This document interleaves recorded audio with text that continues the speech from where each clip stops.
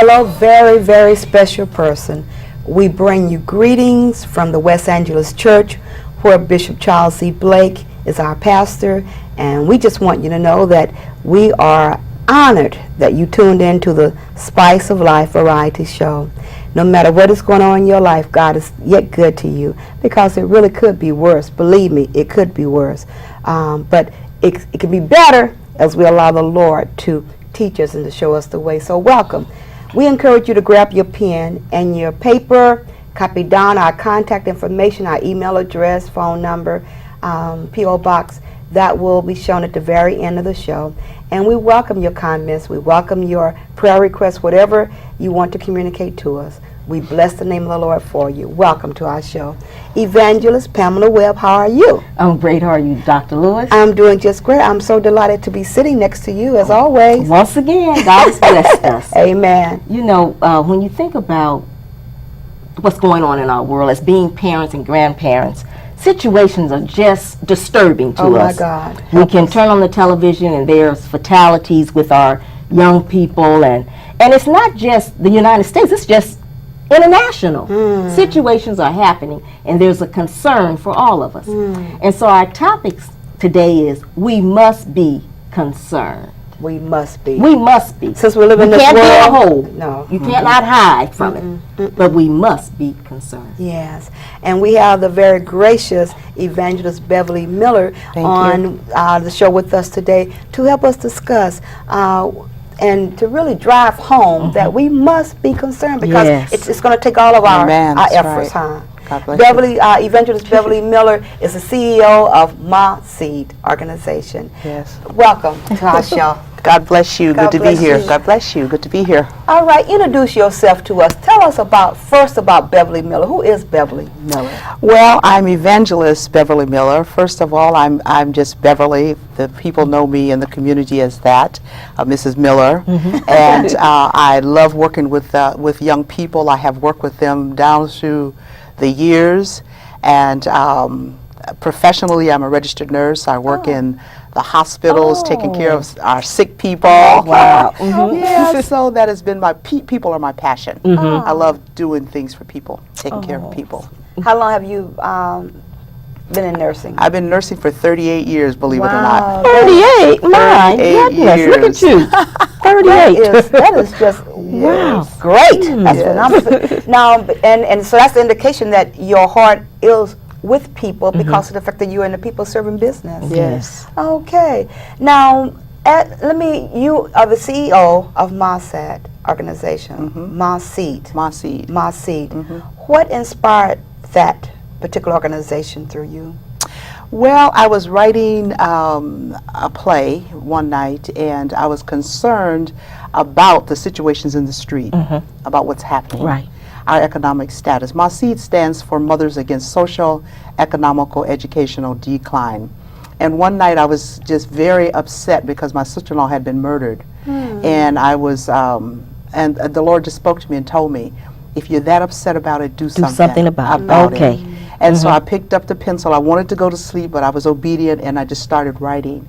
And when I ended up, it was Mothers Against Social, Economical, Educational Decline. I didn't know the acronyms for it then because I was tired and I wanted to go to sleep. And I woke up the next morning very anxious to see what that was. And it came out to be My Seed. Wow. And it's just really, it's really phenomenal what the Lord has done with that organization. How long has it been organized? It's only been organized, it started 2 years ago. Okay. And I just started working on the organization about a year ago. Of actually putting it in place and getting out, trying to find mothers to get involved in the organization and taking it different places, putting the business plan of it together. So it's only been about a year. So actually you're geared toward really mothers. Yes, toward mothers, and actually our target mothers, but our secondary target is our sons. We're really concerned about our sons because they carry the seed, they carry the plan of God for this generation and for people.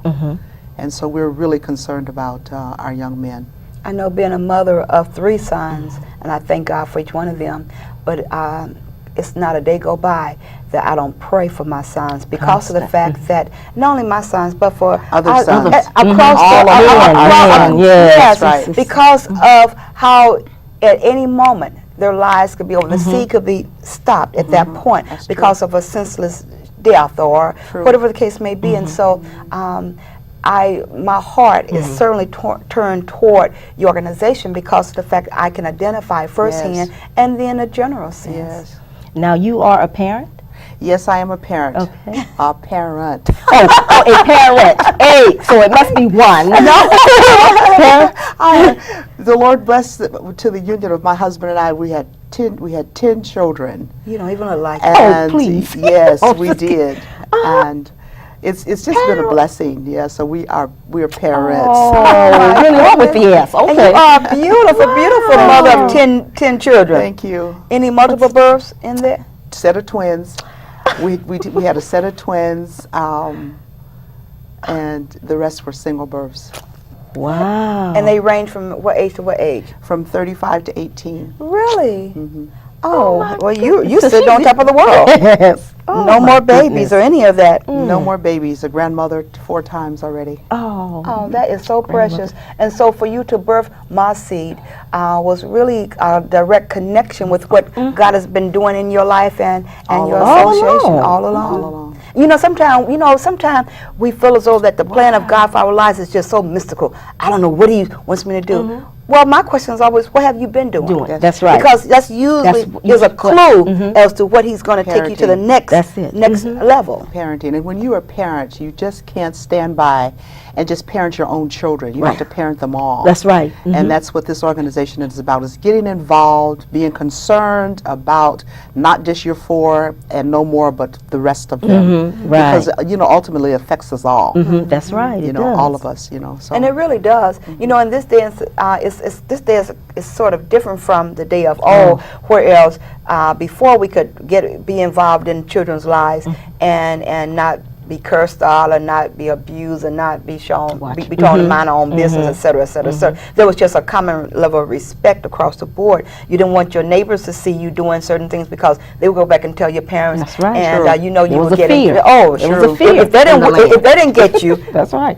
also, then your parents are going to get you. But now in this day and course where there's such a decline in our society across the board, how do we as a society yet maintain the level of love and concern for our children when our children have digressed to a level to where they will be just as quick to shoot you or to tell you where to go when you know try to show what? love? Sometimes we feel like that, but there's a genuine respect for mothers. Okay. Everybody has a mother. I don't care who they are, they have a mother, and everybody loves their mother. And so even when I go into the schools, if you just walk into the schools, you don't have to say anything to the young people. You don't even have to address them. Just your presence being there, somebody is going to know that you're there and they're going to respect you. You know, sometimes the children will say, they might be saying bad things in the hall, cussing and among themselves, whatever. And another one will say, don't you see that lady standing there? When we go into the schools, we go out into the communities,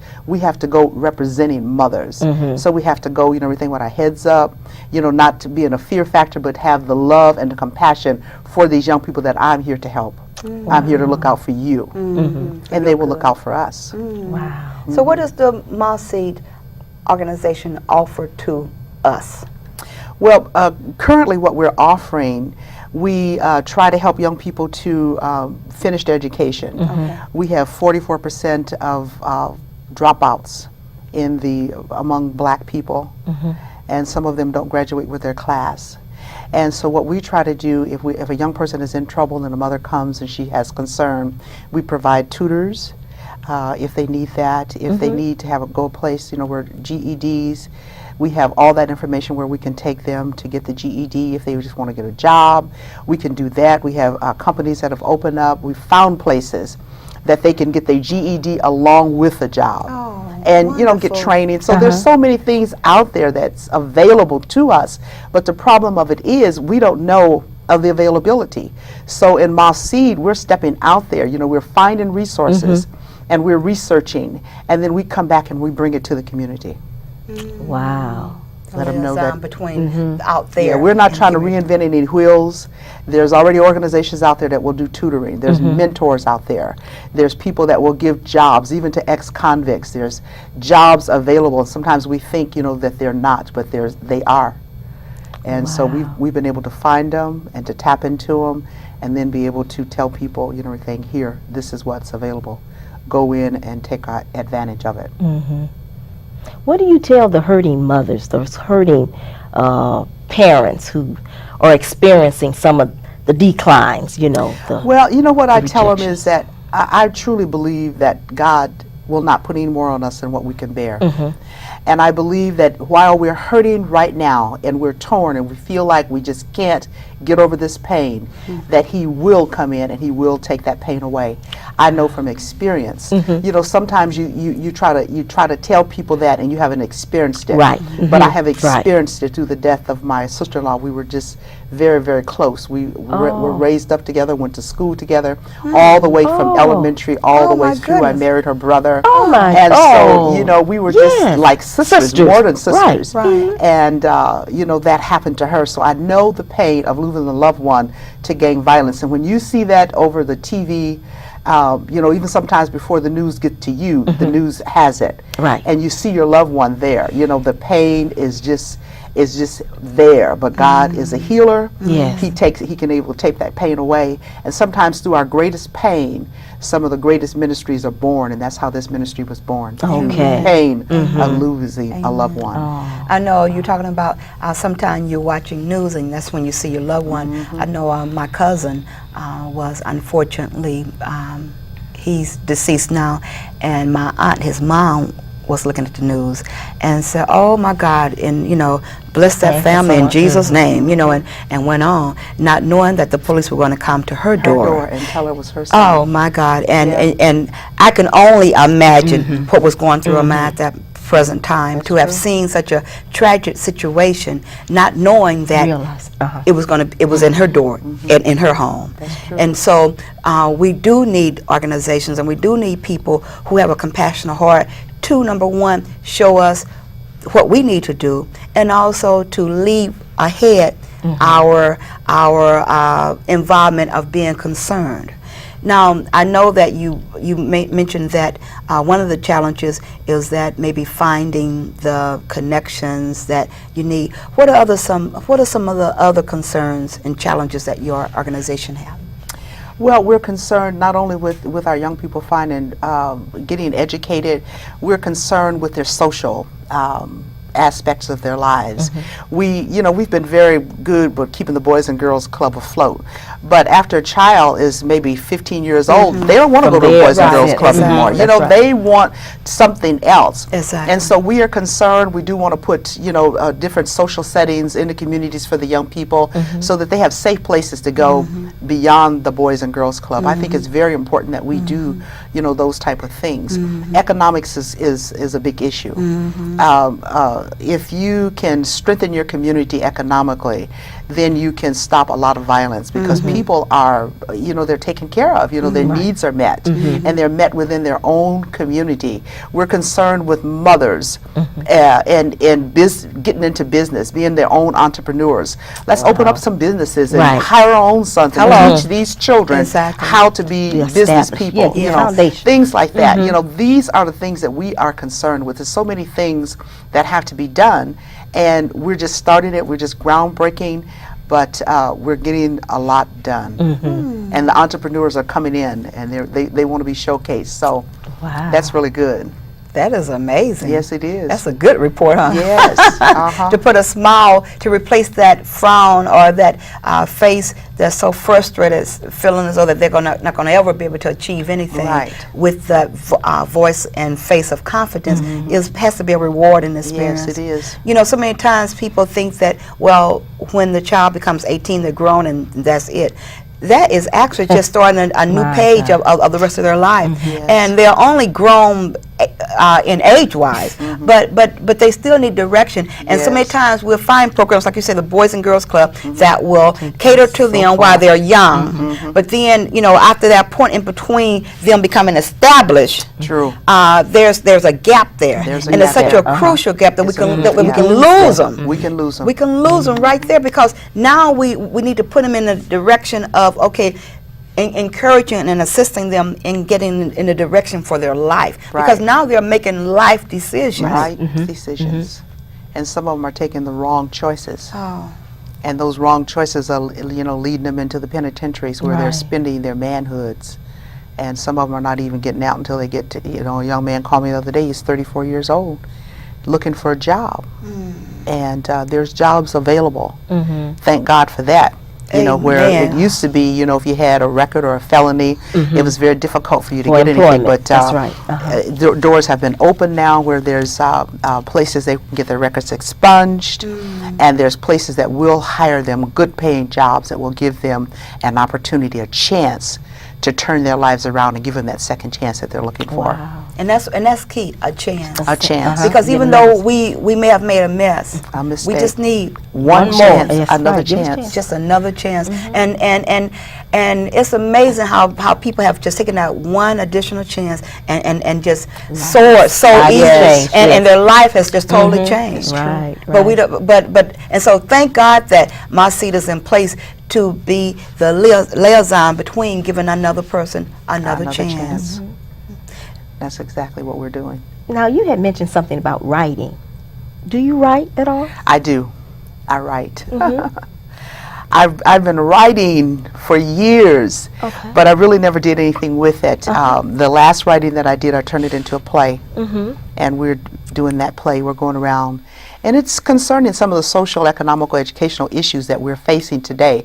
Everything in this play is real. And we title it "But Not My Son," because powerful. we're thinking it's a powerful title that these things have happened, but I will refuse to allow it to happen to my son. And that's not talking about my son personally. Right. That's talking about the sons of the earth. Yes, yes. These sons, we have to take a stand that I refuse to allow the enemy to take my son. It's happening over here, but it won't happen here. And mothers everywhere is taking a stand. That we Yes, they are. refuse to let the devil take our seeds Yes. away. Amen. It's sort of on a more personal note. That's in the same vein with what I've said. I've declared that I have 3 sons, through that pain. and I've often told Satan that you should not have allowed me to have that first pain, that first pain of childbearing, because after that it was on. You can't have nothing that came through this body, all those around me, but certainly not anything that came through this body.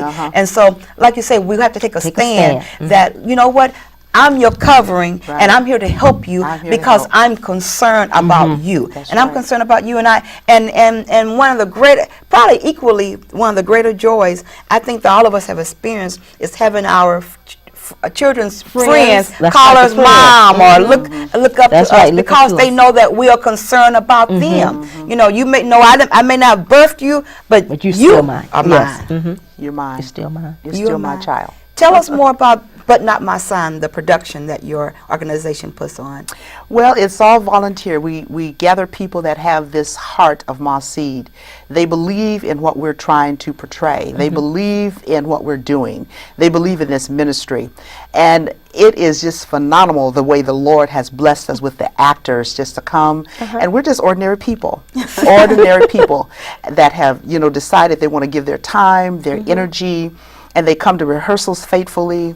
And we've done this play now in the Los Angeles area. I think this is probably about the 4th time that we've done it. We've done it other places in another state. But out here in Los Angeles, I think this is about the 4th time that we'll be doing it. And some of the same actors have been there. I have one young man that followed me all the way from Michigan. Oh, wow. And he is not what we consider as per se saved, but God is changing Amen. his life Amen. Just being as he Associates. associates and gets into this circle. The Lord is changing him, and God is healing him naturally. That's a blessing. And it's a blessing. It's a blessing to work with him. We meet new people. We become a brand new family. And it's a lot of fun. We have a lot of fun in it. We don't stress ourselves out over things. God has just opened doors for us. And we just go on. Have in you the name of the Lord. Have you found a difference in the climate of the audience of out of state and in Los Angeles, or are we the same, or what? It is the same across this country. Women are hurting. They hurt. And people are hurting, families are hurting. But God has called women in this last day. We're going to be the key to change. Things are going to change, and we are the ones that's going to change it. And women across the country are organizing themselves. You'd be surprised the different little organizations that have come up. They say, we want to get in and help our community. Wow. And if you could just get a Mossy organization just think in every community working and doing what we've been doing, you can just imagine in your mind what kind of change would take place in that community, because you're working, you know, right there in the midst of what's going on wrong in your community. And people see the mothers coming, they recognize you, and then they'll give us respect because they know we're trying to help. Wow. They're not trying to hurt. Not trying to hurt, but we're trying to help. And all the sons belong to us. I don't care what they've done, they belong to us. Right. You know, some of them are in prison, they've done things. Yes. They're still our sons. Right. That's And right. we have to help them, no matter what. It's amazing the power of love. And when someone finds out that you care about me, Yes, you're we do. concerned about me, We're you concerned love about me, them. We love them. That's right. I know. how can you love me? You don't know me. You know, what would be your response to that individual who's watching us? And we love you. We want you to know we love you, and nothing you can do about it. Hello. Nothing you can do. Exactly. Now, but how will we respond to someone and say, how can you love me? You don't know me. How can you love me? Because they are the creation, they're the continuation of God's creation. And when you have the love of God in your heart, it is spread abroad, and is spread abroad to all of his extenuation of his creation. And there's no difference. There is no difference in the color, the race. It doesn't make any difference. You are a child of God, and we do love you. I love you. I have all kind of sons. They're all different colors.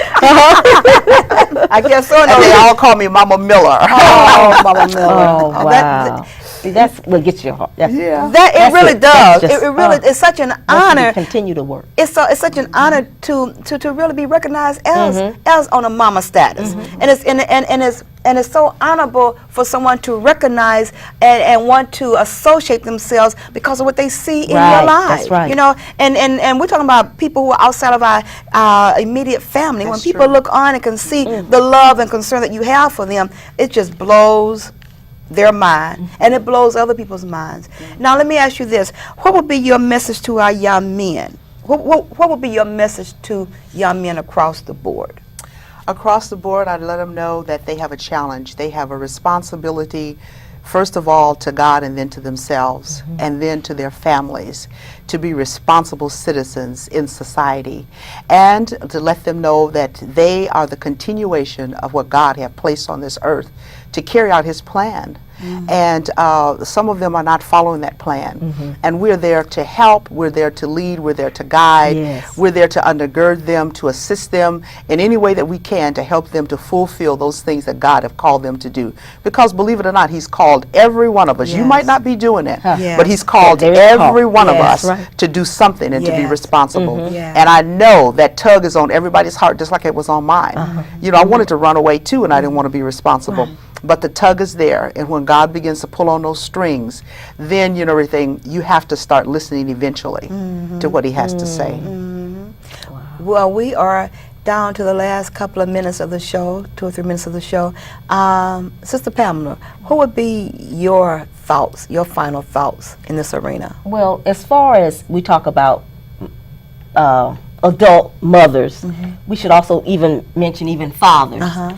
As we become the sincere example, not a counterfeit, but truly showing love and compassion, because that's what they're looking for. And I'm sure what you said is my seed, there has to be some men in the background. Oh, yes. That's encouraging.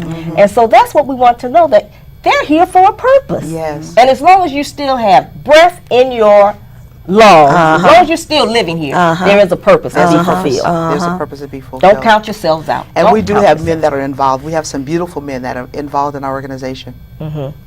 You know, I you know, when you were saying about the fathers, I was thinking about like Marcy Fossey. Yeah. that can be a future. I tell them, I said, you put this button on this. We don't want to wear your button, but we'll help you. Well, maybe you might can get some Fosse's buttons, you know. I don't know. It has certainly been great having you here. What would be your message to us as a society in that when we think about we must be concerned, what should we do? Get involved in something. It don't have to be the Moss Seed organization, but get involved in something that's going to help humanity outside of what we're doing inside the church, because our greatest work is on the outside of the church. The ones that have already come in, you know, they're in a safety zone and we can minister to them. We need to go on the outside, and that's the reason why God has given me this evangelism through drama. I can reach people on the outside. Right. They might come to a drama, but they might not want to come to church. Right. But we can reach them through that. And so just get involved. Be concerned about, because if danger is coming to my door, it's going to come to yours too. Eventually, It's going to come to yours too. If I'm hurting, then, and if I'm in trouble, then you're going to be in trouble too. You know, if the economics is facing my door, it's going to face yours too. And none of us are going to escape. So we all have a job to do. We all have to get involved, and we can never think, you know, that we're in a safety zone, because we're not. We're not. Wow. We're not. Well, certainly we want to leave with our audience that it's been our desire to just sort of motivate you and us to become more concerned, because when we become concerned, we become more active and involved in the solution of the challenge. This society is actually on its way down. It's declining. But we want you to know that there is a way that if we join forces together, we can impact where we are. And if we impact this area, then we can impact that area. And before you know it, there's just a global impact for the better of the society. Get involved. Reach out and love that young person. Don't just look on them as being bad or hard-headed or whatever, but begin to share some love with them. Begin to ask, what can I do to help? Reach out a helping hand and change the world around you. Until next time, we want to encourage you again. Grab your pen, grab your paper. May the Lord bless you. You may be a family who's tussling and wrestling with challenges from your children. We want you to know that if you ask the Lord to help you, contact us. We can put you in contact with Evangelist Beverly Miller and the Moss Seed group. We love you. God bless you. Until next time, take care of yourself. Thank you.